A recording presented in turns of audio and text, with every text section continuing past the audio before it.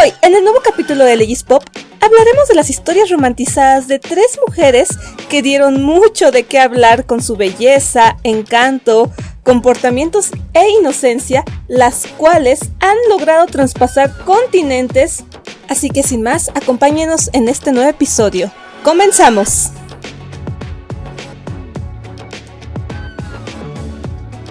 Muy buenos días, tardes o noches, o la hora en la que ustedes estén viendo este podcast de Leyes Pop.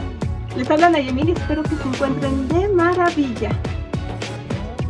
Pues mis niñas y mis niños, mis queridos pimpollos, hoy estamos de manteles largos e internacionales porque vamos a hablar de un gran homenaje a las tres Marías: Marimar, Mariela del Barrio y María Mercedes. Ya sé que las dije un poco desordenadas en orden cronológico y ya las voy a acomodar bien en pantalla, pero bueno.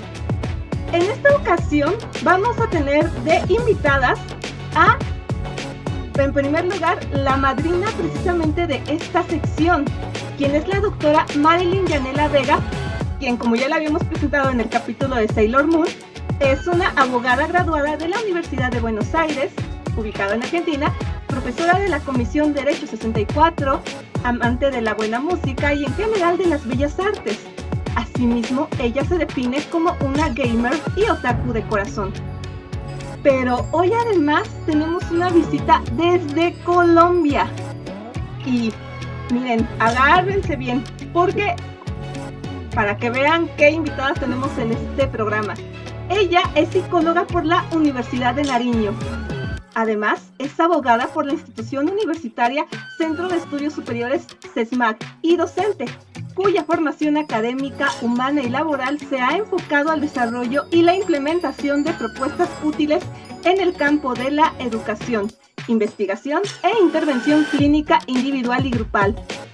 Ella tiene experiencia como psicóloga en la atención clínica particular y como docente en la educación de los grados de primaria, y como abogada pertenece al equipo de investigación sociojurídica de la Universidad de Buenos Aires desde el año 2018 hasta la fecha. Ella ha participado en varias ponencias internacionales sobre derecho en forma virtual con la Universidad de Buenos Aires y con la Universidad Nacional Autónoma de México, siendo una profesional comprometida con la investigación, el liderazgo y el trabajo en equipo. Además, ella se define como una amante de la ciencia ficción y las películas de acción.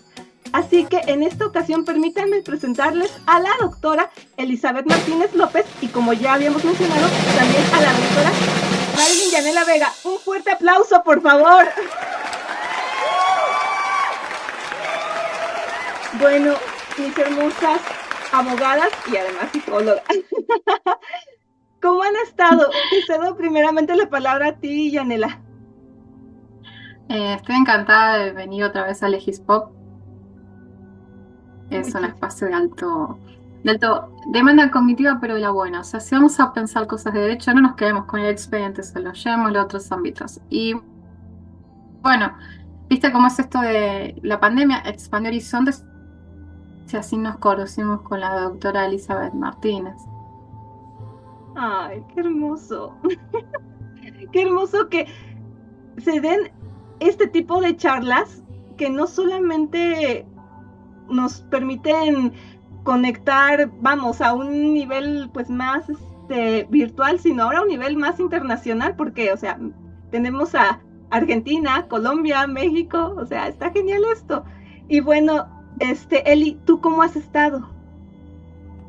Bueno, muchas gracias por la invitación, Nayemil, me encanta estar acá. A Marilyn también, que ya nos conocemos hace algunos años. Con Nayemil también hemos hecho ponencias internacionales. Es un gusto, nunca me habían presentado de manera tan explícita y larga. Es muy interesante compartir este tipo de eventos, sobre todo por la multiculturalidad, los diferentes puntos de vista. Y parece como un encuentro de fútbol de esos impresionantes, México, Colombia y Argentina. Un mundial. Sí, mundial. Copa Espero América. pues ahorita. que sí, que se viva y se sienta como Sí. una Copa América. Claro que sí. Y bueno, mi querida audiencia, como ya lo había anunciado, en esta ocasión vamos a hablar de 3 telenovelas que fueron un hito, sobre todo en la década de los años 90. En primer lugar, aquí en México, que fueron producidas por Grupo Televisa, pero que posteriormente fueron exportadas pues prácticamente a a todo el mundo. Si quisiéramos hablar, por ejemplo, de la influencia de Marimar en Filipinas, está, pero cañoncísima.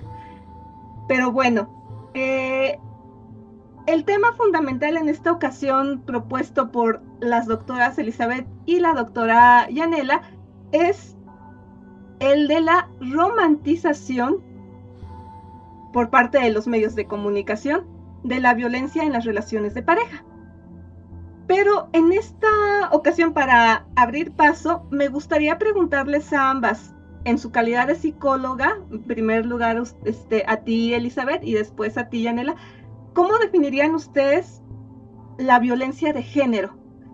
Por favor, Elizabeth, desde la perspectiva de la psicología. A ver, desde la perspectiva de psicología se entiende la violencia de género, es esa violencia ejercida contra una persona por sus condiciones de género, sea hombre, mujer, o en esta, como actualmente hay mujeres transexuales, hombres transexuales, etcétera. Entonces, la violencia ejercida por esa condición y por esas características sería considerada como ya sea física, verbal o psicológica, sería considerada como la violencia de género. Y desde tu perspectiva como abogada, Yanela, ¿nos puedes definir la violencia de género, por favor?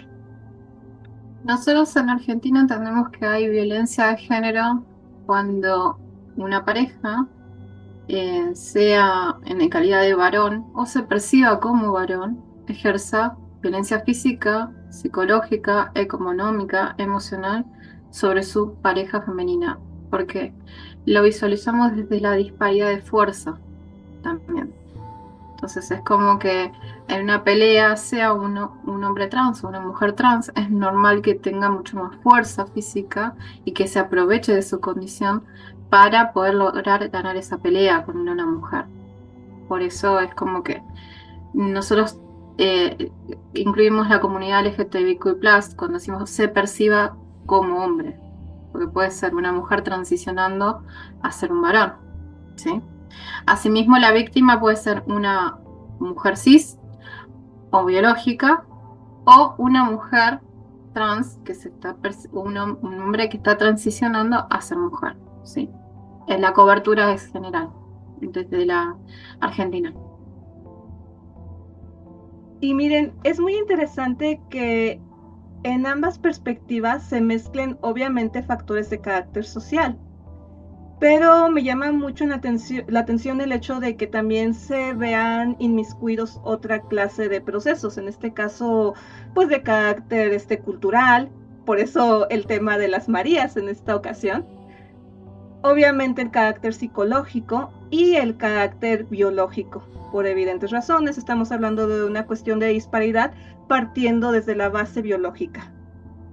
Obviamente aquí, por ejemplo, esta María Mercedes no se va a agarrar del chongo con Jorge Luis, ¿verdad? Pero bueno, ustedes me entienden. Y de hecho se veía cierta violencia, bueno, que digo cierto, se veía muchísima violencia, que obviamente ahorita va a estar apareciendo en pantalla. Pero bueno, vamos por partes, diría Jack el Destripador. A ver, Eli, me gustaría preguntarte una cosa muy, muy importante. Igual, desde la perspectiva de la psicología. ¿Qué es lo que hace que las personas nos enamoremos? ¿Y tú cómo definirías al amor romántico que se refleja, vamos, desde las películas, las series de televisión, obviamente las telenovelas y más contenidos enfocados en la cultura pop y obviamente en las Tres Marías?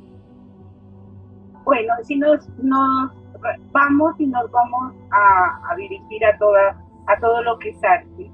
El arte el arte hace unos arquetipos de acuerdo a la época en la que estemos viviendo. Y esos arquetipos se considerarían como el ideal del ser.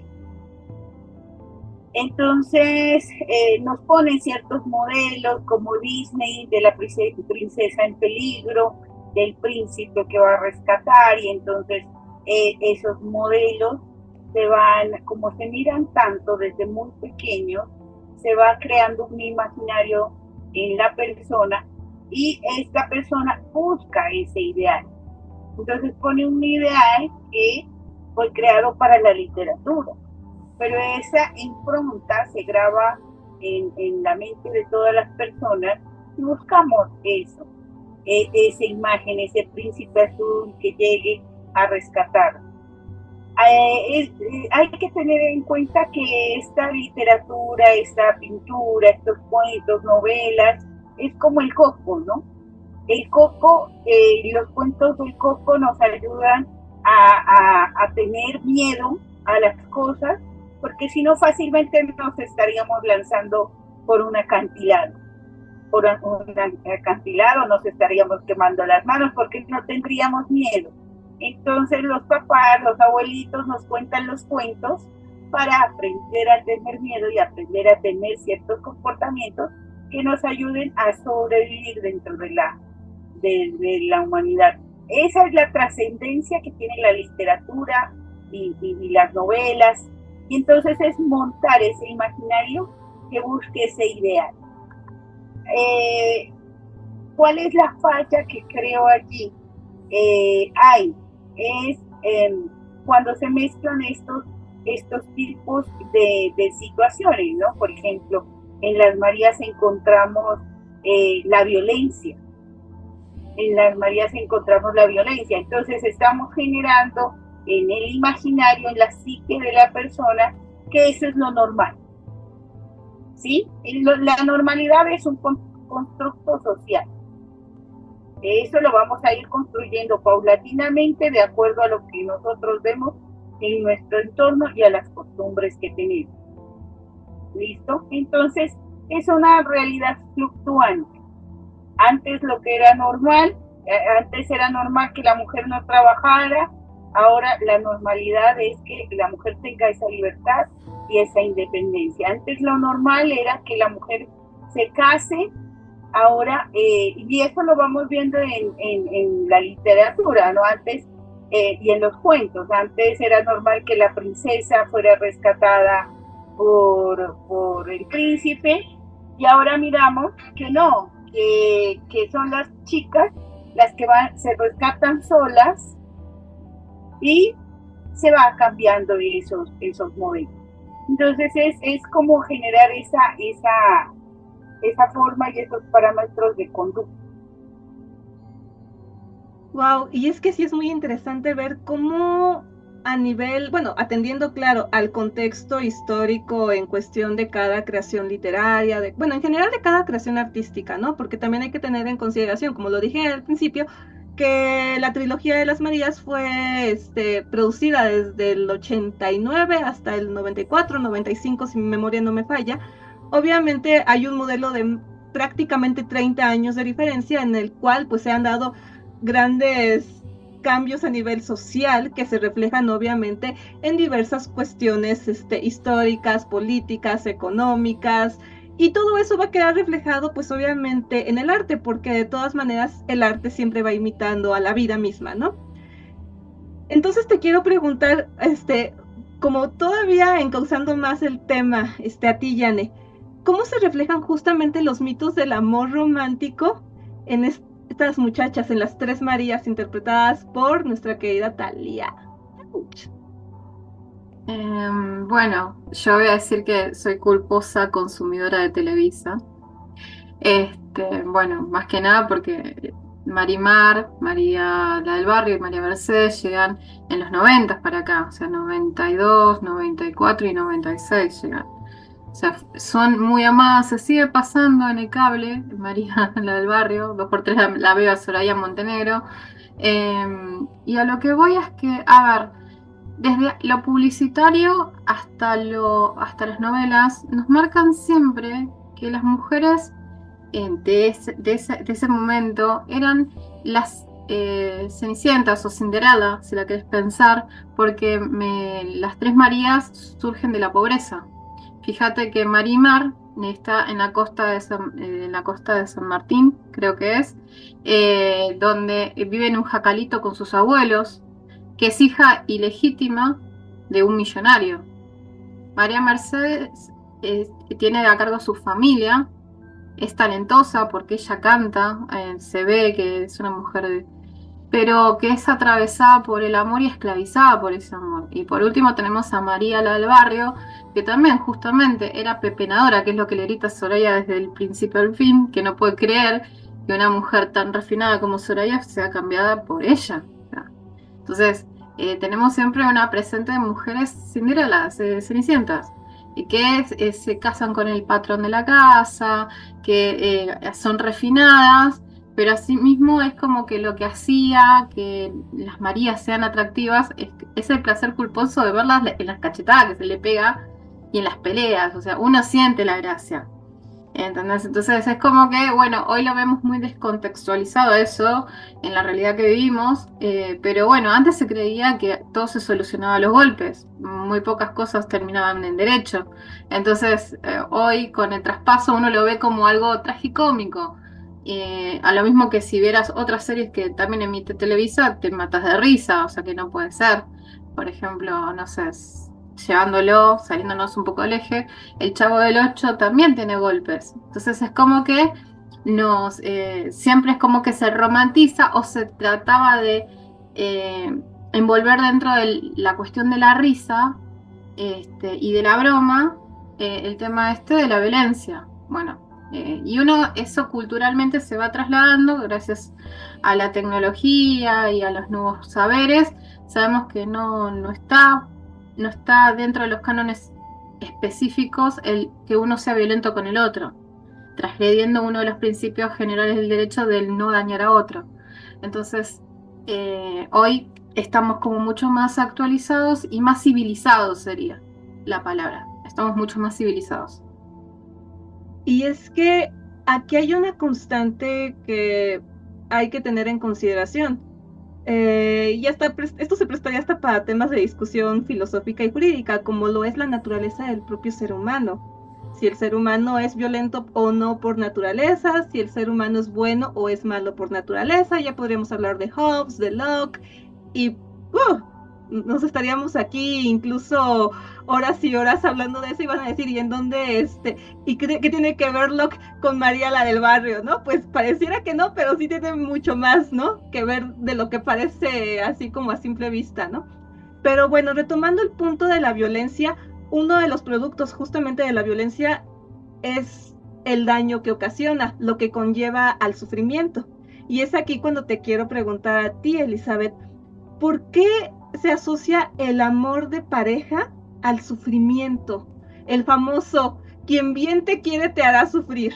¿Y de qué manera esto se refleja en las tres Marías? Porque si se fijan, o sea, me las agarran como piñatas emocionales, discúlpenme la expresión, pero a las tres Marías tal cual las ocupan para eso. Ahora sí que por favor, Eli, ilústranos. A ver, ahí tenemos que tomar cierto punto de vista religioso, ¿no? En el sentido en que la religión dice que el sufrimiento hace santidad. De alguna manera dice el sufrimiento hace santidad. Y todos vinimos a sufrir, es la cruz que nos toca cargar. Entonces, esta pareja la busqué, Dios me la dio, y entonces como Dios me la dio, tengo que llevar esta cruz. Y entre más sufrimiento haya, más santidad. Eso dicen las abuelitas también, ¿no? Del cielo, ¿cómo es? Matrimonio y mortaja del cielo baja. Entonces son constructos morales que se han ido dando y vamos a tener en cuenta que el ser humano psíquicamente de por sí tiene esas dos, el tánatos y el ego, la pulsión de vida y muerte. Esa necesidad de la violencia, porque hay muchas otras cosas que se pueden, o de muchas otras maneras que se pueden solucionar los conflictos. Pero definitivamente mira que el ser humano generalmente toma la vía de la violencia. Y esto se lleva y se sintetiza en la vida privada también. Entonces, hay muchas teorías en las cuales decimos que la violencia es un aprendizaje social y entonces esto significa que se aprende los roles. Entonces, yo miro a mi papá que trata mal a mi mamá y entonces considero que eso es lo normal y busco una pareja que me trate mal porque soy buena hija y voy a ser igual que mi madre. Otra cosa es, hay otra teoría que dice la frustración y agresión, que cuando una persona se siente frustrada por alguna situación, va a reaccionar de manera agresiva. Otra forma también que podemos verla es alguna forma de desensibilización a la violencia que tenemos, sobre todo los países que hemos vivido en guerra, ya sea una guerra abierta o una guerra ya como acá en Colombia, que es una guerra interna. Entonces, ya todo lo violento es normal. Y eso se va adaptando a la vida privada, a cómo nos relacionamos, a cómo hacemos la manifestación de nuestro amor hacia el otro. También hay una teoría que se llama del intercambio social, en la cual la violencia puede surgir como resultado a un cálculo de costos y beneficios. Por ejemplo, hay mujeres que se dejan agredir por su pareja para lograr favores con la culpa que genera el haber sido agresivo con él. Es decir, me agredió, luego él se siente culpable, luego me va a complacer a nivel económico y emocional. Entonces así hay muchas parejas que se llevan. Otra es la teoría del intercambio social. En esta podemos decir que es el resultado del apego y la teoría del apego a la violencia. Entonces es cuando las personas repiten estos patrones de apego enseñados por parte de sus cuidadores o de sus padres. Entonces, en su personalidad tiene un rasgo de personalidad dependiente y un rasgo de personalidad tendiente al apego que hace y busca ese tipo de relaciones violentas, no solo con la pareja, sino con sus amigos. También otro factor podríamos tomar la cultura de la violencia. Ahora, en las novelas, por ejemplo, de Sin Senos al Paraíso, vemos que se le hace culto a la violencia. Entonces, lo violento es cool, lo violento es la moda. Y en cuanto a la desigualdad, mira que genera frustración. Entonces, yo no soy igual a ti y por eso te agredo. O tú no eres igual a mí y por eso te agredo. Por ejemplo, las Marías todas venían de una situación socioeconómica baja, y se fijaban en un príncipe azul, culto, profesional y demás. Entonces había ese choque, había esa violencia, tú no eres igual que yo, y se da la violencia. Entonces sí, podría decir que esos son unos factores y unas situaciones que podrían explicar lo violento. Claro, y es que incluso si entramos a internet hoy en día, empiezan a explicar en diversos grupos las cuestiones inherentes. Por ejemplo, ahorita está muy en tendencia lo de los hombres y las mujeres de alto valor. Sí, así búsquenlo. Básicamente se basan en distintas percepciones, por ejemplo, el concepto de la hipergamia, en el cual dicen que básicamente las mujeres tendemos a buscar estatus. Que buscamos, aclarando, estatus de parte de nuestra pareja varón, que buscamos a alguien, alguien superior a nosotros, alguien que, pues básicamente alguien que tenga más recursos que nosotros, alguien a quien podamos admirar, y empiezan a decir, y fundamentarlo en cuestiones de carácter biológico, ¿no? Y por su parte, los hombres pues quieren elegir a la mujer que tenga menos parejas, o sea, sería la contraparte, ¿no? Como una relación del toma y daca supuestamente, ¿no? Y que de hecho esto sí queda reflejado un poco en las telenovelas de las Tres Marías, desgraciadamente, ¿no? Otra cosa es que uno apoye esas ideas que la verdad, francamente, tanto como para hombres como para mujeres los cosifican. Porque por un lado, basan en que el valor del hombre, valga la redundancia, vale por lo que puede generar económicamente y pues cuánto estatus de carácter social tenga, y en contraparte la mujer, qué tan joven y qué tan bella y qué tan fértil sea. Eso es, digamos, el valor de ella, ¿no? Y si se fijan, por ejemplo, yo estaba recordando una escena de María Mercedes, que es la novela que tengo más presente ahorita, que muchas veces Jorge Luis justamente recibía favores en su trabajo como arquitecto porque tenía como esposa a la mujer más joven y bella de la reunión siempre. Era la clásica figura de la esposa trofeo. Y era una cosificación. Pero también por otro lado, María Mercedes se sentía orgullosa porque tenía al más guapo, al más inteligente, Al más rico. ajá, así es. Entonces, son esos juegos y esos patrones que se dan justamente porque las personas tendemos mucho a confundir amor y deseo. Y es aquí Creo cuando, que ajá, y es pasa por aquí otro cuando, lado. así A es, ver. y es ahí donde te quiero preguntar a ti, Yanela, ¿por qué en materia de relaciones justamente solemos confundir ese amor, ese enamoramiento con un simple deseo? Porque justamente esto queda reflejado a la larga en las relaciones de pareja, porque muchas veces se preguntan, bueno, ¿por qué ya no pueden tener esa duración? ¿Por qué ese y vivieron muy felices no existe, que es el que siempre se da en las telenovelas? ¿Por qué existe esa confusión que a la larga va a traer relaciones vagas, violentas? Creo que el reflejo más eh, feo de todos es la novela Marimar. Sergio Santibáñez se casa con María del Mar Pérez, encima Pérez, que es como un apellido el más común, el más... Presente. no, perdón, pero en sentido de que viste como que lo usaran como para desmerecer, porque viste que es como que le falta el doble apellido. Ustedes allá creo que usan mucho el doble apellido. Ella es solamente Pérez, entonces como que ya, viste, como... porque él admite que se casó con ella solamente para molestar a su familia.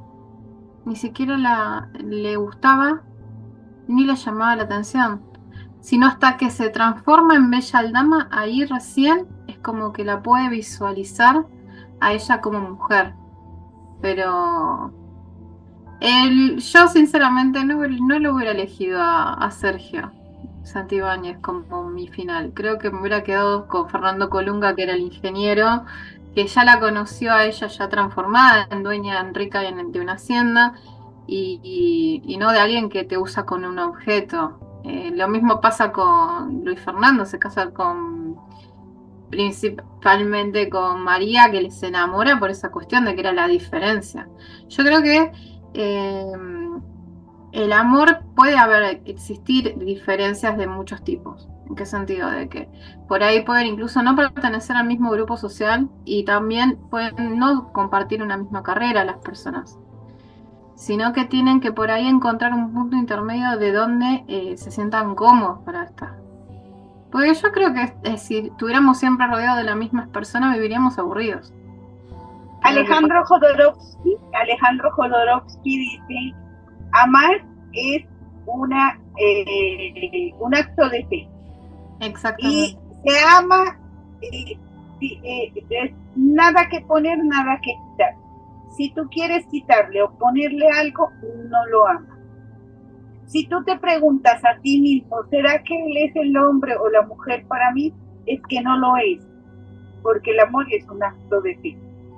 Entonces, o sea, el hecho de que a las Marías tengan que transformarse por el amor de ese hombre, ahí no hay amor, ¿sí? No. Cuando a ti una pareja te quiere transformar, no te ama. Que se transforme cada quien con el tiempo, con el vínculo, con las vivencias, se van, nos transformamos, siempre. Si no, no Pero existiría... que obligatoriamente para obtener el amor haya esa transformación, no está muy claro. Si no, no existiría realmente un amor genuino. O sea, ¿qué te atrajo de la otra persona? A ver, las Marías, aparte de su belleza innata, ¿qué cosas más tienen para ofrecer? Si la estamos pensando en temas de cómo se piensa actualmente, del tema del intercambio de bienes y servicios. O sea, se siente eso, o sea, se siente que la mujer tiene que ofrecer belleza, contención, ser independiente y muy lejos de la visión de 1950 de la mujer haciendo lemon pie en su casa. O sea, hoy por hoy la mujer tiene que ser multitasking o multitarea, donde esté cuidando a los niños mientras está contestando, en mi caso, una demanda, en el caso de Eli atendiendo un paciente y también contestando una demanda, en tu caso también. Entonces me parece que las exigencias sociales dentro de las novelas lo que tienden es a idealizar ese momento de que se está ejecutando, ¿no? En los 90 sí era posible pensar que la mujer podía ser un objeto.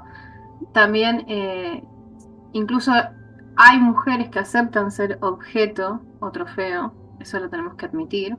Y hay otras que lamentablemente caen en manos de algún narcisista o algún psicópata y terminan accediendo a ello. Pero también hay que saber que cuando uno se enamora de una persona, si una persona te está haciendo renunciar a tus sueños, un profesor decía de la universidad que quien no te acompaña en la emoción no es que no esté a tu lado. Si una persona te dice que abandones tu carrera y toda tu esencia en pos de estar con él, no te está apoyando como vos sos, te está usando. Y es Y muy eso delicado. demostró Sí. la María. Una Y de las cosas justamente que es me muy llama la delicado. Ay, atención, perdón. permítanme un momento. Miren, voy a mandar un pequeño cortecito, nada más para mostrar una pequeña cápsula de las tres Marías. Y ahorita seguimos con esta discusión porque está buenísimo. ¿Les parece bien? Bueno, pues vamos a poner esta pequeña cápsula. México no es un país falto de divas. Las mujeres multifacéticas que dominan la escena siempre han estado presentes para todas las generaciones, siendo Thalía una de las actrices de habla hispana más representativas durante la década de los años 90 del siglo pasado. Ella protagonizó la llamada Trilogía de las Marías, que fue una serie de telenovelas mexicanas de la década ya mencionada, que además de la actriz antes dicha, en su trama tenían como común denominador la historia de la muchacha humilde que por azares del destino se vuelve millonaria, aunque no por eso se libra de todo tipo de desgracias. María Mercedes, Marimar y María la del Barrio fueron los melodramas que lanzaron al estrellato en la pantalla chica a la también cantante, quien tuvo como sus parejas románticas en la ficción a Arturo Peniche como Jorge Luis del Olmo, Eduardo Capetillo como Sergio Santibáñez y Fernando Colunga como Luis Fernando de la Vega respectivamente. En la primera parte de esta trilogía, Thalía le da vida a María Mercedes, una joven de bajos recursos que se dedica a vender lotería en la calle para llevarle el sustento a su familia. Un día, María le vende un billete a Santiago del Olmo, quien era un hombre adinerado y enfermo, y él, al ver la nobleza de María, se casa con ella para heredarle su fortuna y evitar que se la quede Malvina del Olmo. Al morir Santiago, María y Jorge Luis, quien era hijo de Malvina, se enamoran. Y mientras tanto, Malvina, llena de codicia, le hace la vida imposible a su nuera, María Mercedes. Por su parte, Marimar es una niña que en ocasiones roba comida para poder sobrevivir. Un día, al entrar a robar comida en una hacienda, la descubre Sergio, quien era un futbolista muy bien posicionado que se casa con ella para contradecir a su clasista familia, pero luego se enamora poco a poco de ella. La familia de Sergio se dedica a humillar a Marimar y en una de las tantas situaciones sus abuelos pagan las consecuencias y mueren. Marimar se va a la capital y se encuentra con su padre, quien quiere recuperar el tiempo perdido y la transforma en una dama de alto estándar social. Ella se cambia la identidad y el destino se encarga de que Marimar se encuentre con Sergio y resienten y revivan ese gran amor que aún está latiendo en sus corazones. Esta producción tiene origen en la radionovela La Indomable, escrita por Inés Rodena, y de las 3 novelas que vamos a estar hablando en este programa, es la que se considera que tuvo mayor éxito, ya que Thalía y Eduardo Capetillo se hicieron conocidos en más de 40 países y con más notoriedad en África. La última producción de esta trilogía está basada en la telenovela Los ricos también lloran. María la del Barrio es la historia de una solitaria niña de 15 años llamada María, que trabaja como servicio en la casa de los de La Vega. Ahí se enamora de Luis Fernando, pero la familia de él es ambiciosa y trata de separarlos. María la del Barrio nos habla del amor, la venganza, reencuentros y asesinatos. Finalmente, los protagonistas vencen los obstáculos y el amor triunfa.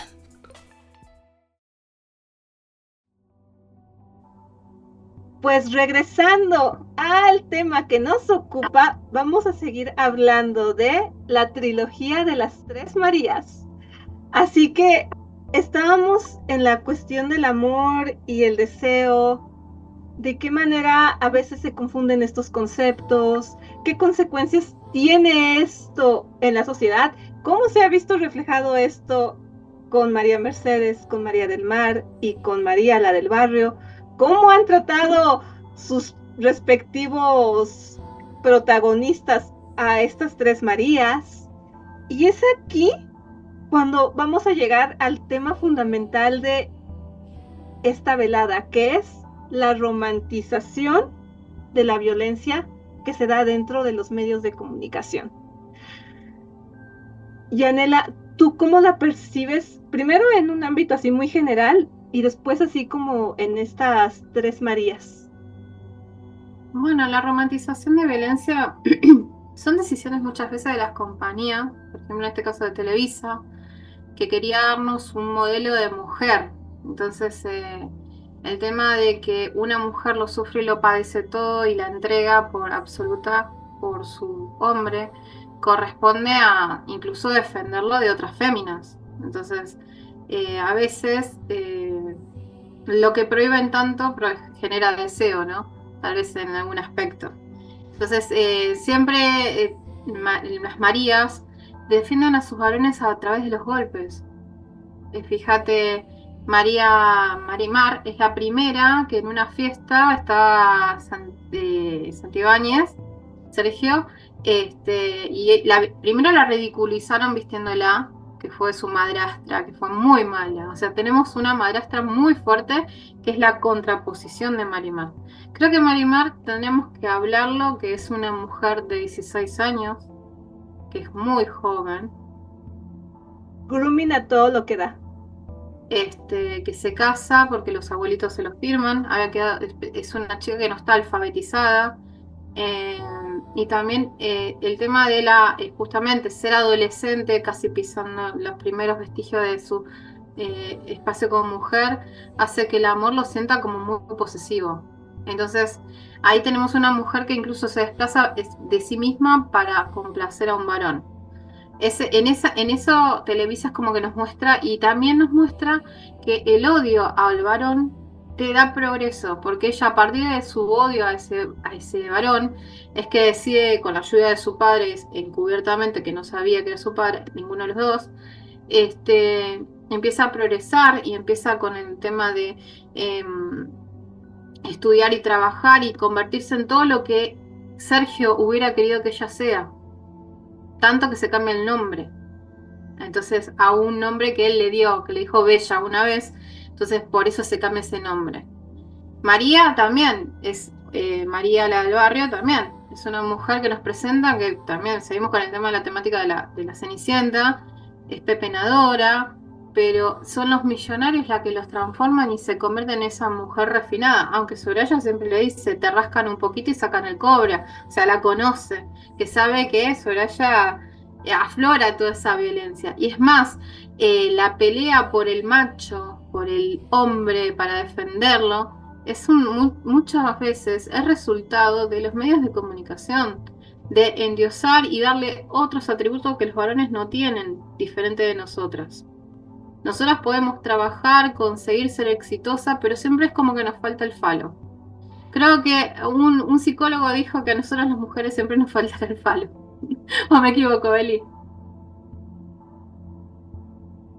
Sí, Sigmund Freud siempre dice que las mujeres vamos en busca del palo por la carencia del mismo. Pero cuando somos madres, somos completadas. Entonces, una mujer va a estar vacía hasta ser completada, sea por la pareja o por el hijo. Entonces, así es la teoría de Freud. Una de las cosas que me hace caer en cuenta allí es, mira, las tres Marías son menores de edad, son virginales, ¿sí? Se llaman María, como la Virgen María, ¿sí? Entonces, es como esa representación virginal y una visión cristiana de cómo debe de ser la mujer ideal, luchadora, sufriendo, siempre buscando proteger al hombre como si fuera su hijo, como María protegió a Jesús. Los personajes masculinos de las tres Marías estaban y no estaban. Un hombre que está presente, omnipotente, omnipresente, que todo lo podía porque tenía todo, ¿no? Entonces es como una relación muy judeocristiana. Además, mira que se hace como una apología al deseo de la mujer virginal, casi niña, ¿sí? Y madre, pero no mujer. Eso es lo interesante, no se la visualiza como una mujer. Ay, aquí puedo agregar algo. Es que justamente he escuchado esta discusión entre muchos hombres, entre que tienen una discusión entre la Madonna y la mujer cortesana, a falta de no poder decir una palabra más altisonante, entre la prostituta y la santa. Que de hecho creo que había por ahí una frase así, ¿no? Que seas una dama en la calle y una en la cama, ¿no? Justamente porque está esa discusión de que muchas veces los hombres no conciben que pueden tener a una mujer que siente y que desea. Y me refiero a que siente y que desea en todos los aspectos, no solamente hablo de un aspecto sexoafectivo, sino en general. Así como nosotras sí podemos concebir en ese aspecto que un hombre puede sentir y desear en todos los aspectos. Y justamente esta cuestión entra muchísimo como a hacer ruido, porque desgraciadamente esos cánones que ustedes bien comentaron, la María, como una imagen, como un modelo de perfección femenina sobre lo que se debe aspirar a ser, que era lo que estábamos comentando minutos antes, justamente de que, o sea, si una mujer era muy joven, muy bella, que tenía que cumplir ciertas cualidades, que por ejemplo en el caso de María Mercedes, que si recuerdan ustedes, ella incluso iba a tomar clases de refinamiento, porque ella en su esencia no era suficiente para ser esposa de Jorge Luis. Y de hecho, como ustedes bien lo dijeron, pasa por ese proceso de transformación, que incluso se da en otras telenovelas, como por ejemplo Yo soy Betty la Fea, que ahí me gustaría invitarlas porque para mí Betty la Fea, tal cual es la villana de la telenovela, no es la protagonista, Sí, pero, totalmente. pero eso es, pues vamos a dejarlo para otro tema, porque de verdad le traigo unas ganas a Betty la Fea. Pero solamente yo no quiero eres la decir única. algo. Pero, Yo quiero decir algo. A ver, ajá, Betty no es la santa. Betty entiende que está con un hombre casado. ajá, Utiliza su inteligencia para cometer hechos ilícitos a sabienda. sí, Y Sí, también, cuando llega al poder, también se transforma. Y ahí cuando se transforma, se muestra que ella tampoco es tan buena. pero ni fíjate, siquiera era virgen. y Si vamos fíjate, al estereotipo de las novelas, ni siquiera era virgen. y fíjate, aún todavía más interesante la situación. Y va a sonar aquí muy feo el comentario, es políticamente incorrecto, pero justifican sus acciones con base en su aspecto físico. Ah, Perdón, si lo que hizo Betty la Fea, perdón, si lo que hizo Betty la Fea nos lo hicieran a nosotras en lugar de Marcela, diríamos, ¿cómo es posible que me cambiaron por...? Y ahí hablaríamos de los discursos de la doble... Ajá, y hablaríamos ahí incluso de discursos de doble moral, que justamente podemos ver aquí en María la del Barrio, en María Mercedes y en Marimar. Y es aquí cuando les quiero preguntar, bueno, a ambas, pero sobre todo desde un aspecto psicológico, Eli. ¿Cómo es que en general nosotros elegimos nuestros modelos o patrones de relaciones de pareja? Porque tenemos que tener en consideración la perspectiva del deseo mimético, que ya estaba hablando de eso René Girard, y cómo es que esto a la larga pues va a repercutir en violencia de género al momento de elegir esos patrones. Hay varias teorías, ¿no? Lo que estábamos hablando en la sección anterior, la teoría biológica, que todavía somos animales, ¿sí? Somos instintivos.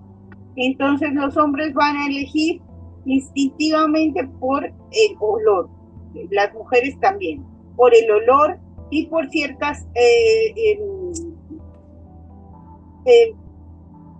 manifestaciones físicas, como las caderas amplias, que demuestren que puede ser una madre que pueda tener hijos, la selección genética. Entonces el hombre tiene que ser de espalda ancha, poderoso, ¿sí?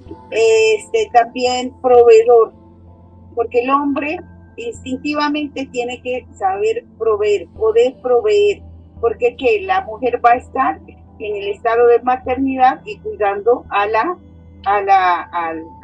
los hijos, a las crías. Entonces, esa es una teoría muy, muy factible. Lo otro es la repetición de roles. La repetición de roles. Busca la imagen, la psicológica, la psicoanalítica, va a buscar la imagen materna o paterna en el otro. Porque soy buen hijo, voy a buscar una mujer que haga las veces de mi mamá en otra. Entonces, ya no voy a luchar contra mi padre, sino que me voy a conseguir mi propia mujer. Lo otro es los rasgos de personalidad, ¿no? Los rasgos de personalidad que tiene la persona. Entonces, soy una persona dependiente, voy a buscar a una persona que me brinde y me subsane esa dependencia, una persona sobreprotectora. Entonces, hay varios factores que se pueden tomar y tener en cuenta para esa elección. Igualmente, los ciclos de violencia o los actos de violencia van a estar naturalizados tanto por esas características genéticas. Por ejemplo, hay una teoría del gen MAOA, que esa la tenemos todos los hispanohablantes, que tenemos un gen, MAOA, que hace que seamos violentos. Sí, hay varias teorías de la violencia que dicen que genéticamente tendemos a la violencia y eso se va a reflejar a nivel individual y social. ¿Qué más les podría comentar? ¿Cuáles serían las consecuencias? Hablemos un poquito de los tipos de violencia que se pueden dar dentro de una relación de pareja. La violencia física, por ejemplo, que incluye cualquier acto de fuerza física de un hombre hacia una mujer o de una mujer hacia un hombre, ahí sería indiferente. La violencia psicológica también, que esta puede estar mediada por el lenguaje o por actitudes, gestos, situaciones provocadas.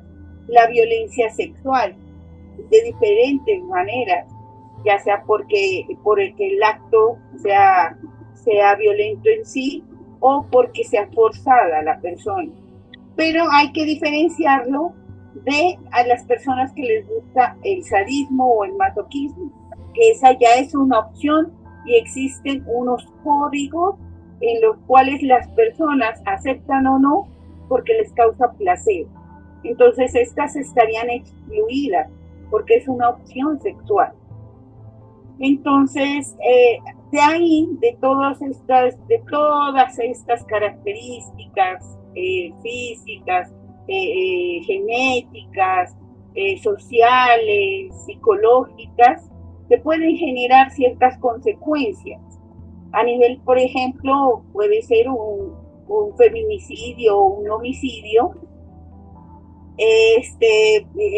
consecuencias a nivel personal, como en la persona que ha sido violentada, generar baja autoestima, problemas de identidad, de autoimagen, de autoimagen distorsionada, sentimientos de culpa, mucho miedo, aislamiento emocional, un trastorno de estrés postraumático, si la situación es muy sistemática, continua, o si es un evento muy violento. Ya, entonces son situaciones que van a generar en la persona. Ahora bien, miren, podríamos tomar que el cambio que hacen las Marías, de ser ellas tan naturales, tan salvajes, y el cambio podría tomarse como un trastorno disociativo de la personalidad. Por eso, cuando ellas inician y son tanto tiempo rechazadas y violentadas, no solo por la pareja, sino por la familia, por la sociedad, incluso por ellas mismas, pueden generar un tipo de trastorno. Y acá, como es el cambio tan físico, tan de comportamiento, tan incluso de forma de hablar, de gusto, podríamos estar poniendo ahí en la mesa un trastorno disociativo de la personalidad. Y es que justamente pasaba esta cuestión de que volvemos a lo mismo.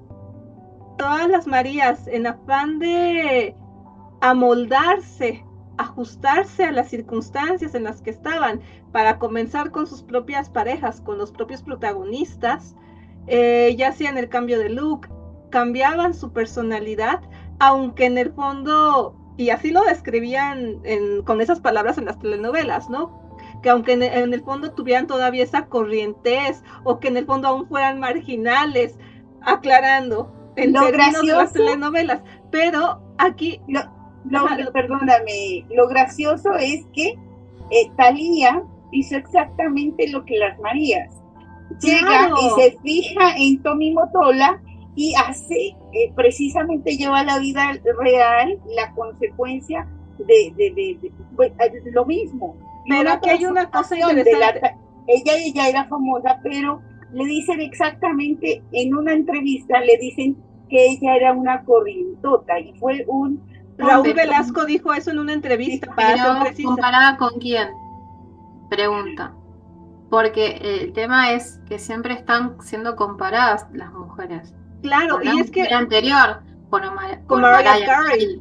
Pero sí, ahí y había una relación de violencia, porque de hecho tiempo después se supo de la relación tan violenta que Mariah Carey tuvo con Tommy Mottola, porque eso es lo que no se dice. Y de hecho Mariah Carey era muchísimo más joven que Tommy Mottola, creo que le llevaba, no sé si 18 o 20 años aproximadamente, ahorita voy a poner la cantidad aquí en pantalla, pero ahí sí había una relación de poder demasiado amplia. E incluso recuerdo que en una entrevista a Thalía, así lo platicaba ella muy orgullosa, que estaba comiendo en un restaurante, no recuerdo exactamente en dónde, en una cena, estaba comiendo con Tommy, estaba cenando con Tommy Mottola, y que en eso él agarra y se le, como que le agarra las orejas y le dice, ay, sí se te van a ver muy bien, ¿no? Porque sacó una cajita y dice, sí se te van a ver muy bien, ¿no? Y Thalía dice, pues a lo mejor me va a regalar unos pendientes, unos aretes, qué sé yo, ¿no? Y va sacando y era semejante anillo de compromiso, y ella dijo que pues de ahí era. Y platicaba ella que lo que más le gustaba de Tommy Mottola era esa cuestión del estatus, de que sabía obtener, de que sabía lograr todos sus propósitos, lo que nos lleva al último tema a discutir, que es el de las villanas de las telenovelas. En este caso vamos a hablar de Malvina del Olmo, te amo, soy tu fan. Soraya Montenegro, también te amo, soy tu fan. Y Angélica Narváez, también te amo, soy tu fan. Pero ya, es una broma, porque fíjense, pasa una cosa muy interesante. En estos últimos tiempos se tiende muchísimo a idealizar y a empatizar con los villanos de telenovelas. Basta ver a Teresa y a Rubí, que son las villanas de sus respectivas telenovelas, y la gente las ama. Con mi Teresa no te metas porque es todo lo que predica la Sí. ¿Ven? Entonces, yo quiero saber por qué, por qué la gente tiene actualmente esa empatía. Y de hecho, en su tiempo, en el caso específico de Soraya Montenegro, ella le robó pantalla a María la del Barrio. Tanto fue así que había supuestamente muerto cayendo de un edificio, según recuerdan en la novela, pero Emilio Azcárraga Milmo llamó a la producción de la telenovela y dijo, no, la tienen que regresar, ¿cómo es que me matan a la protagonista? como la Este protagonista. Ajá, o sea, imagínense, se supone que la protagonista era Thalía, ¿cómo es que Soraya Montenegro? O sea, así como a muy grandes rasgos, porque también ya el tiempo así se nos está agotando, díganme, ¿a qué creen que se debe esa empatía con la villana?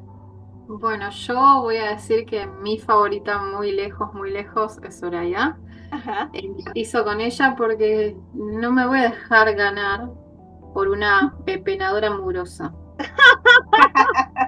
Tanto estudié para que me lo venga y me lo quite al chongo, no. Y con Así no, corona de papel, caray.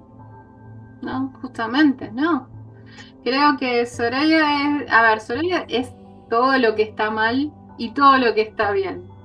Porque todo lo que está mal Icónica. practica brujería, se embaraza supuestamente, después enamora a un rico, vuelve de la muerte, golpea a María, o sea, es todo lo que está mal.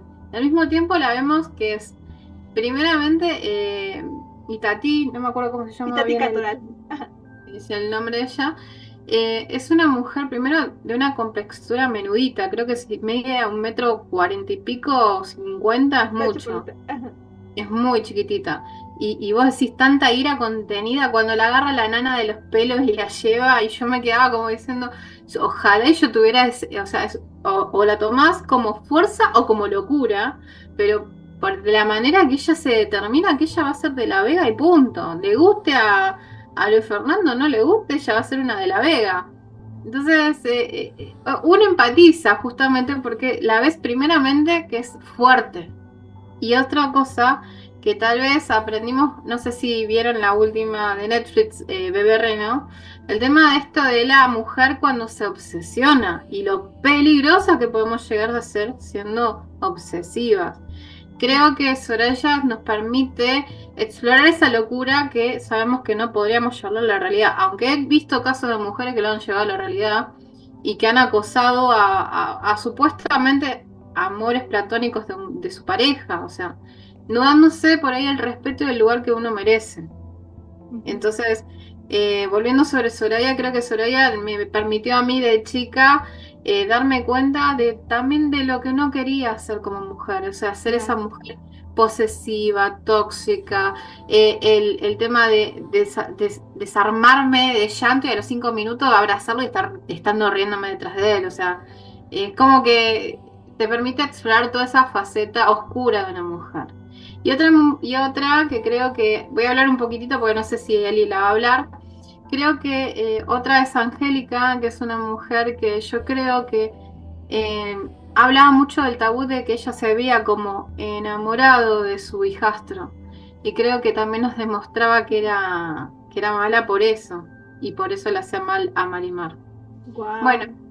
creo que las mujeres malignas nos permiten explorar ese lado que tanto nos tiene cuarteados socialmente. La mujer tiene que ser buena, tiene que ser santa y tiene que ser dócil para estar dentro de los cánones de una sociedad y estar estimada dentro de la familia.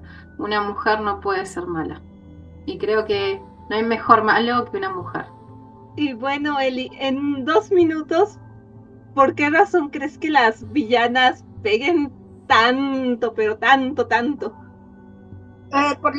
O sea, yo las miro más cotidianas, ¿no? Más mujeres. Las Marías se las ve como las santas, como lo ideal. En cambio, las villanas de las tres novelas se las ve más reales. Muestran lo que son, muestran sus sentimientos, el amor, el que es capaz de mentir, de seducir, de mostrarse tal como es, son más sinceras, más reales. Entonces se salen de esa idealización, cometen errores, se embarazan, los pierden, hacen brujerías. Eso es más cotidiano, ¿no? Sí, ¿qué tenemos? ¿Quién no ha tenido una amiga que se va a hacer las brujerías y las cosas, que voy a hacer un amarre, que voy a hacer tal cosa? Hay muchas mujeres que lo hacen, que no lo cuenten, pero hay mujeres así como tan solapadas como las Tres Marías, también hay. Pero sabemos que esa es una capa muy gruesa que muestran. En cambio las otras no muestran, se muestran pura piel. Yo pienso que por eso. Wow, porque sí, o sea, es cuestión nada más de buscar María la del barrio, así, tal cual. Busquen María la del barrio en Google, les van a salir más memes de Soraya que de la propia María la del barrio. Sí. O en su defecto, me ha tocado, por ejemplo, con la comunidad LGBTIQ, que las tienen como ídolas. Sí. A las villanas, no a las protagonistas, porque de hecho a las villanas las tienen, bueno, a las protagonistas las tienen, les dicen la marginal, la billetera, la criada.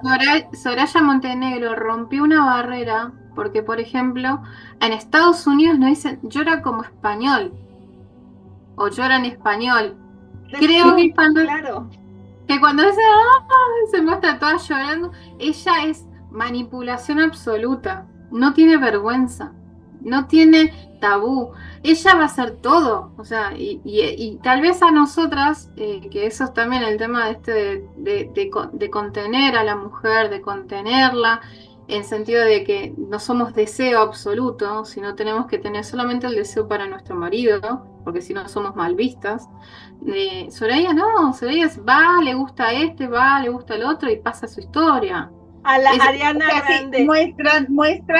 Muestran a la mujer como mujer, no como madre ni como esposa, sino como mujer. A eso me refiero. Ellas sí muestran lo que es una mujer, el sentir.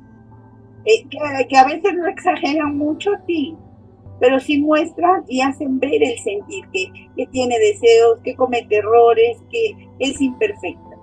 Y así somos. Pues miren, mis hermosas mujeres protagonistas de cada vida, obviamente cada vida propia, pues les agradezco muchísimo que hayan querido participar en este espacio. En estos momentos van a estar apareciendo en pantalla la manera de contactar a cada una de ellas para que retroalimentemos, digan si están a favor, en contra de las cosas que se han expuesto aquí, porque se vale tener una diversidad de opiniones, claro está. Y pues de nuevo les doy las gracias, invitándolas en futuras ocasiones. Estábamos hablando fuera de pantallas de Terminator, puede ser un muy buen tema, pero de lo que sí hay que conversar es de Betty la Fea. Ya las estaré invitando, por favor, porque de verdad yo soy Betty la Fea, sobre todo en Colombia, bueno, a nivel mundial, es el tema. Es una frase que me va a condenar. El cuartel de feas son malas amigas. Claro que sí, claro que sí. O sea, o sea, para esas amigas, ¿para qué quieres enemigas? Con eso vamos a hacer. Mejor tengan amigas como Soraya, Malvina y Angélica. Saben a qué atenerse. Sí, mínimo, ¿no? Pues bien, mi estimada audiencia. Les agradezco muchísimo que hayan llegado hasta este punto. Y si este podcast les gustó, les agradeceré mucho si me apoyan con sus pulgares arriba, si comentan, si comparten este material con todos sus contactos en sus redes sociales. Y ya que andamos en esas, síganme en mis propias redes sociales que van a aparecer en pantalla en esos momentos, y también sigan las redes de nuestras invitadas que también van a aparecer. Suscríbanse a este espacio y al canal de Derecho 64, por favor, y denle un like a todos sus videos, véanlos. Y eso nos va a servir a todos para que sigamos produciendo nuevo contenido. Les agradezco muchísimo que nos hayan dado unos minutos de su valioso tiempo y de todo corazón les deseo un excelente día. Hasta la próxima. Bye.